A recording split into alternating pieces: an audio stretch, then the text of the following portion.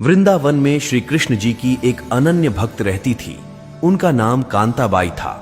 वह कृष्ण जी को लल्ला बुलाती, रोज उनकी सेवा करती, नहला धुलाकर भोग लगाकर उनके पास बैठ खूब बातें करती, खूब लाड़ करती। मजाल की कभी उनको जरा सी भी तकलीफ आ जाए। एक दिन कांताबाई अपने लल्ला का सब काम कर उसे विश्राम करवा खुद भी विश्राम करने लगी। तभी उसे जोर जोर से हिचकियां शुरू हो गई। कांताबाई समझ नहीं पा रही थी कि वो क्या करे। कांता खुद से ही इतनी बेचैन हो गई कि उसे कुछ भी सूझ नहीं रहा था। तभी कांताबाई की पुत्री घर आ गई। उसकी शादी पास वाले गांव में ही की थी, सो अक्सर कांताबाई की बेटी अपनी मां को देखने आती थी। बेटी के आते ही कांताबाई की हिचकियां बंद हो गई। उसको बहुत आराम मिला।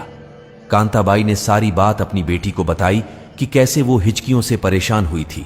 उनकी बेटी ने कहा, मां, मैं सच्चे मन से याद कर रही थी, तभी तुम्हें हिचकियां आ रही थी। अब मैं आ गई हूं तो तुम्हारी हिचकियां भी बंद हो गई है। कांताबाई ने हैरान होकर बोला, क्या सच में ऐसा होता है? उसकी बेटी ने जवाब में कहा, हां जी मां, जब हम किसी को सच्चे मन से याद करते हैं तो हमारे अपनों को हिचकियां आती हैं। कांताबाई ने सोचा, मैं तो अपने ठाकुर जी को हर पल याद करती रहती हूं, मेरे लल्ला को तो कितनी हिचकियां आती होगी। नहीं, अब ऐसा नहीं होगा। मैं अपने लल्ला को याद नहीं करूंगी, ना ही परेशान करूंगी। उसी दिन से कांताबाई ने लल्ला को याद करना छोड़ दिया। अपनी पुत्री को लल्ला को देकर खुद को दूसरे कामों में खुद को व्यस्त कर लिया। सच में लल्ला को याद ना किया। देखते ही देखते कई सप्ताह बीत गए। एक दिन कांताबाई सो रही थी कि उसके लल्ला यानी खुद ठाकुर जी उसके सपनों में आई और उसके पैरों के पास आकर बैठ गए।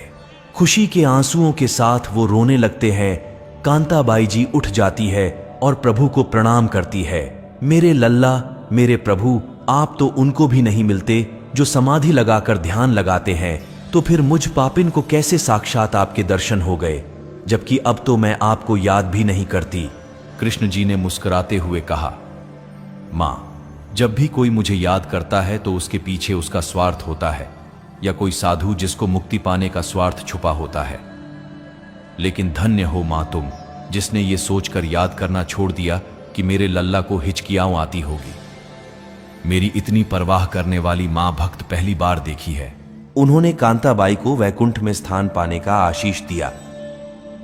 ठाकुर जी केवल आपके प्रेम और भाव के भूखे होते हैं। भगवान केवल भाव के भूखे हैं। जो भी भक्त भगवान को भाव से पुकारता है, भगवान उनके घर दौड़े चले आते हैं।